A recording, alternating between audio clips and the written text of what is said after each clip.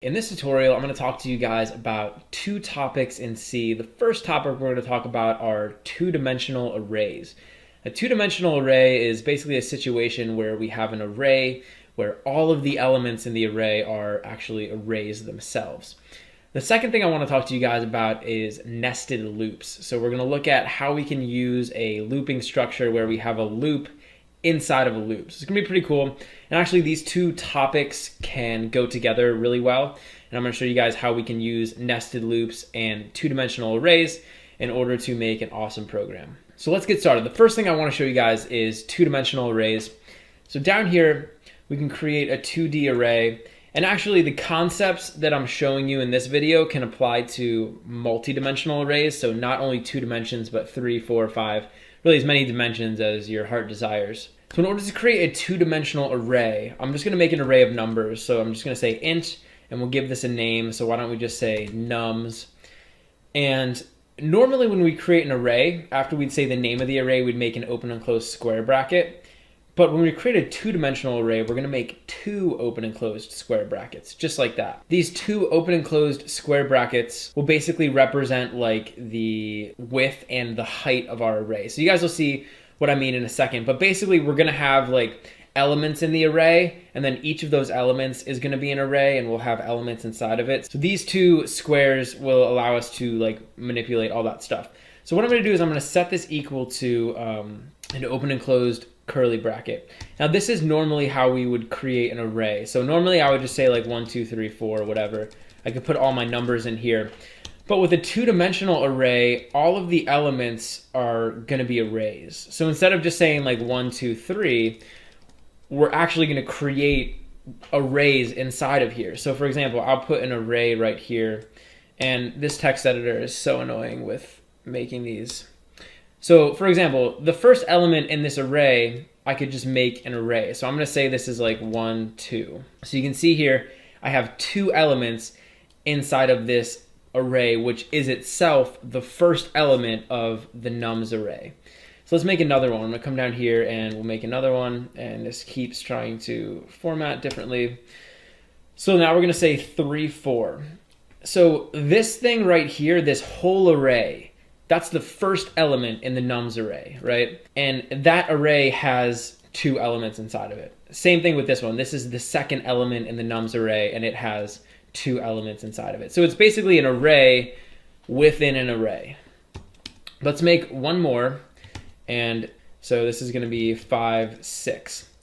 So now we have 3 array elements, right? 1, 2, 3. And each of them has 2 elements inside of them. So whenever we create a two-dimensional array like this, we always have to specify the number of elements and then the number of elements inside each array. So in our case, we're gonna have 1, 2, 3 elements in the array, and each array has 2 elements inside of it. So it's gonna look like that. So we would say 3 and then 2. And that's basically how we create it. So now let's talk about accessing these elements. So I'm gonna create a little print statement here, and we're gonna print out some of this stuff. So I'm gonna say %d, and I'm gonna show you guys how we can access individual elements. So basically, I'm gonna say nums, and let's say that I wanted to access this top left element, this 1. The first thing I wanna do is specify the index where the value that I wanna access is stored. So like this would be index position 0, this would be index position 1, this would be index position 2. So we're gonna say 0, and then I wanna specify the index position of the individual element inside of 0. So I could say like, this is element 0, this is element 1. So why don't we access element 0? So I print out nums 0, 0, and this is gonna print out that number. So it's gonna print out that 1 for us. You can see over here, we get that 1. So let's try a different one. Let's try to grab this 4 right here. So this is gonna be at index position 1, and then 1. So this will be at 1, 1. And now we should get that 4. Let's see. Yeah, cool. So we get the 4. All right, so that's basically how we can access elements inside of these arrays. And I also just want to point out that if I didn't want to give this an initial value, I could just like put a semicolon here, and I could just like manually define each index location. So I could say like 0, 0 is equal to 7 or something. I don't have to give it a a value like right up front. Although in our case, let's just do that because it's a lot easier. All right, so we have our nums array and we figured out how we can print out the elements. So now I want to talk to you guys about another concept, which is called a nested for loop. And you guys will see in a second why I'm teaching this alongside 2D arrays. But a nested for loop is a situation where we have a for loop, and inside of that for loop, we have another loop. So I'm going to show you guys this really quick. Let's say we create a for loop.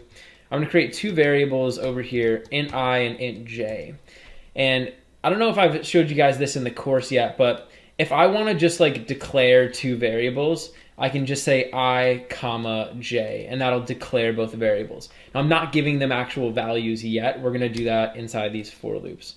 So I want to show you guys how we can use a nested for loop in order to print out all of the elements inside of this two-dimensional array. So I'm going to say for I is equal to 0, and we're going to keep looping as long as I is less than 3. And the reason I'm saying 3 here is because that's how many elements are inside of this nums array. So I'm going to keep looping as long as I is less than 3, and then I'm going to say I plus plus.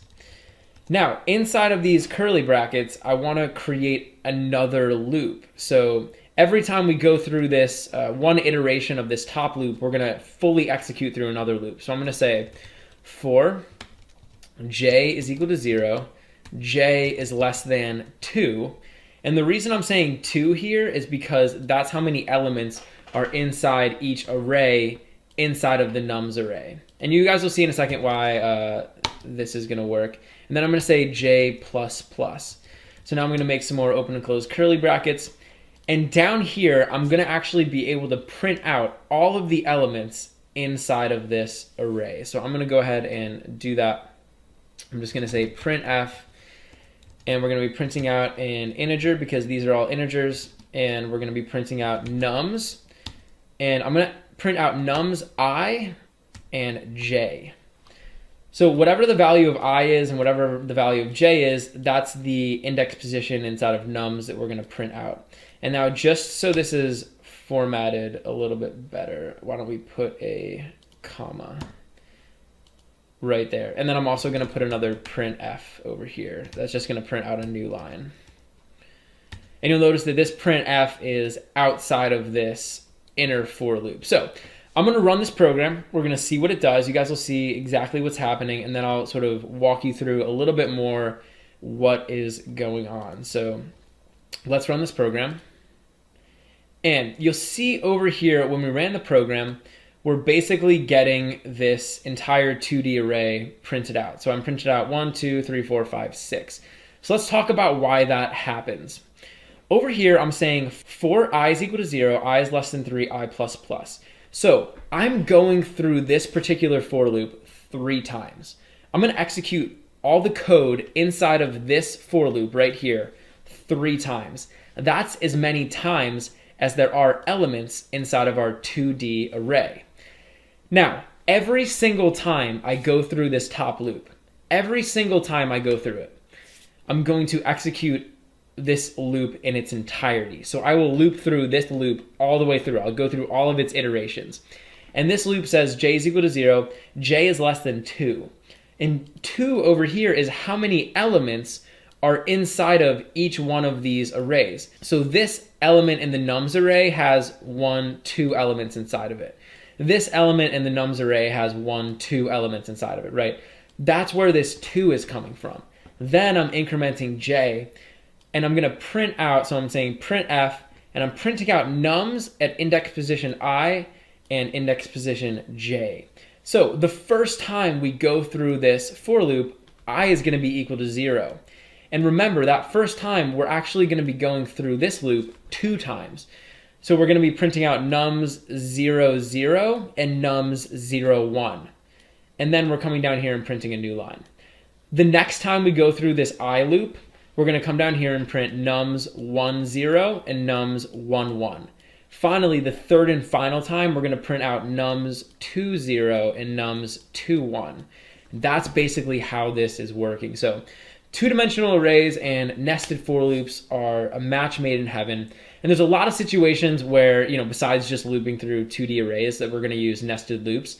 But hopefully this gives you a little bit of a introduction into what they are and why they're useful.